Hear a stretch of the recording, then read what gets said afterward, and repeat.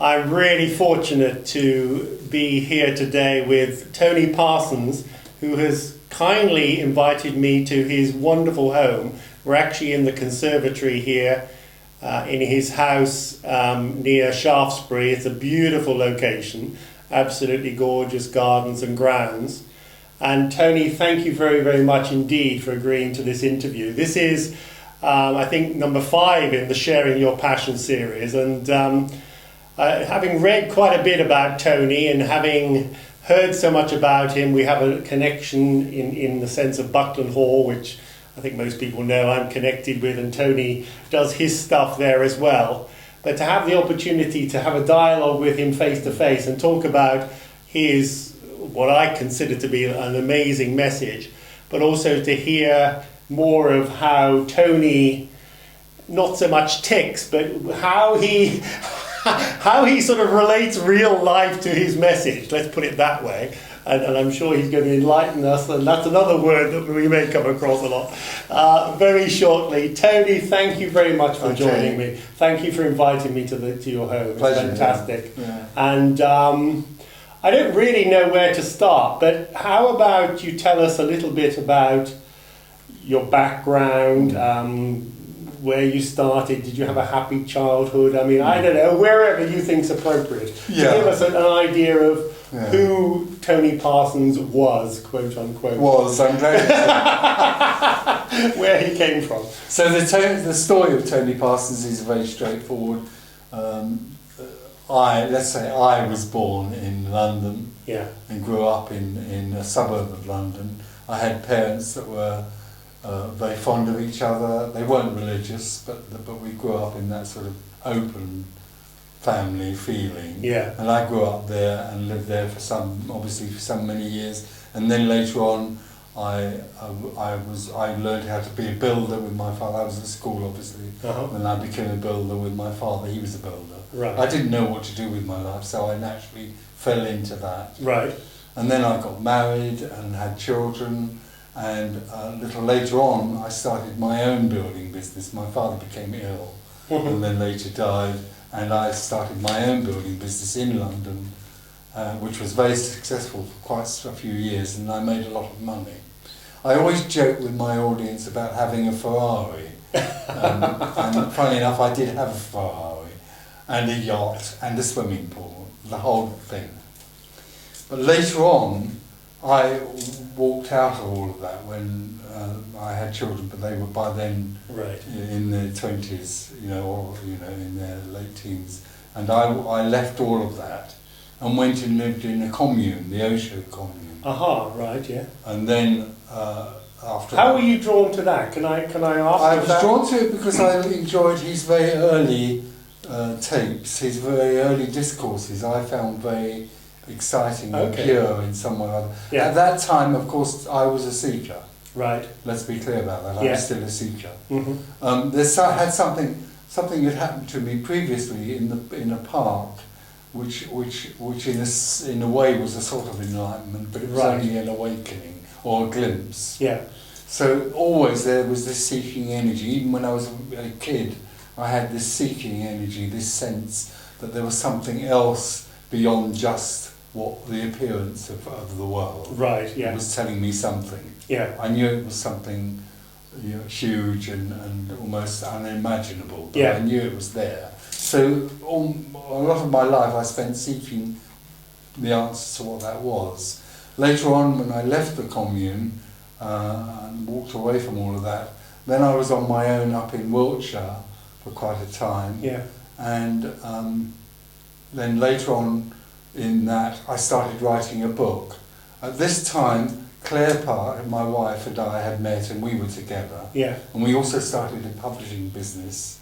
By then, of course, I'd sold my building business, so I started publishing business. And then that was quite successful. It was very successful. Yeah. Because there's a part of this character that enjoys business, enjoys the game sounds like it, of business. Yeah. And that was very successful. And then later on, I wrote a book called The Open Secret, which then brought about a meeting in London. After about a couple of years of it being published, I was invited to London to talk to 5 people in a flat in Dulwich. And then one of them invited me to a house in Hampstead. Right. And I went there a few weeks later and there were 35 people there. Yeah. And the whole thing just snowballed. Wow. And it snowballed to the extent that we had to sell the publishing business. Uh-huh. And from then on, I've Claire and I run this whole organisation, Yeah. which is related to speaking in Europe. I used to speak in America, but mainly speaking in Europe, and running residentials, and that brings us up to the present day. Fantastic, fantastic. I must ask you about what, in fact, one of my previous interviewees called, and forgive me for calling it this, you may have a different word for it, a sort of burning bush moment when you were in the park in Balham, is that right? Yeah. Can you tell us, maybe tell us a little bit, first of all, how, was there any sort of lead up to that, and what was happening, and then what actually, so far as you can, tell us what actually happened in the park. Right, at the time that I was a seeker, I would have said there was a lead up to it. Later on, it became absolutely clear that the satori, or glimpse of oneness, had absolutely no relationship with anything that went before it. Right. But that's part of my message anyway. Yeah.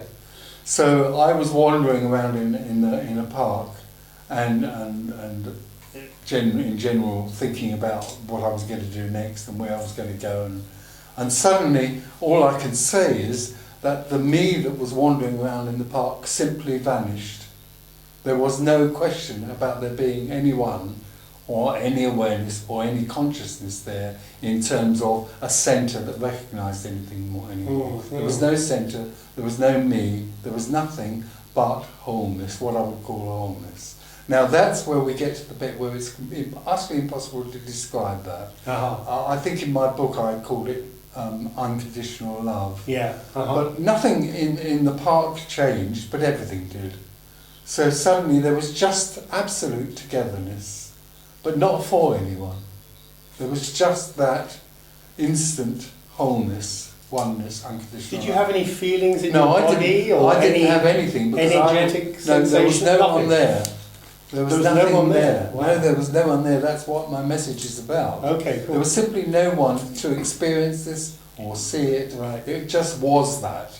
It was just what it was, without anyone. Completely impersonal energy, but an impersonal energy which is absolute love.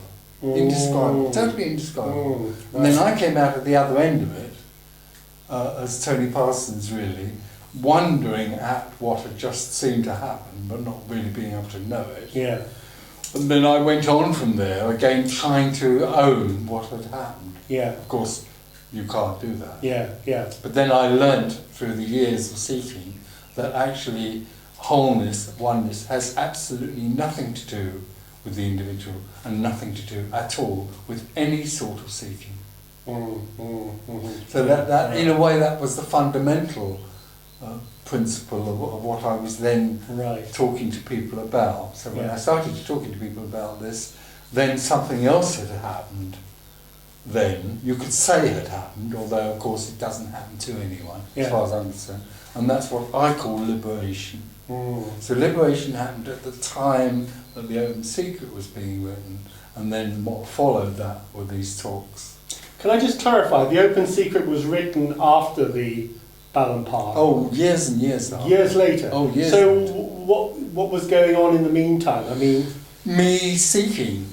You continued seeking. Oh yes, I wanted to have what I wasn't there. Did you try to go back and have that same experience? experience? I wanted to have wholeness, although I wasn't there. I wanted to own it. Yeah. I wanted it to be for me. Yeah.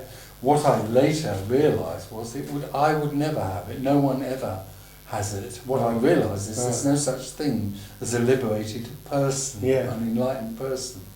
So that's, again, we'll probably come on to that. Yeah, indeed. But then later on, I was still a seeker. So I went into the Osho commune and I was looking at other things, meditating and all of that. And then much later on, when the publishing business was going on and we were living in Wiltshire together, suddenly something else, well, you could say liberation happened. I don't like that term because it doesn't actually happen. Yes. It's a paradox. Yes. It's a total paradox. What in fact, the nearest I can say to you is that suddenly this whole individual simply collapsed or died. Wow. Yeah, there was Yeah. nothing left of me, the self, the I, whatever you want to call it, Yeah. the individual. There was nothing left of it Uh, at all. All there was beingness.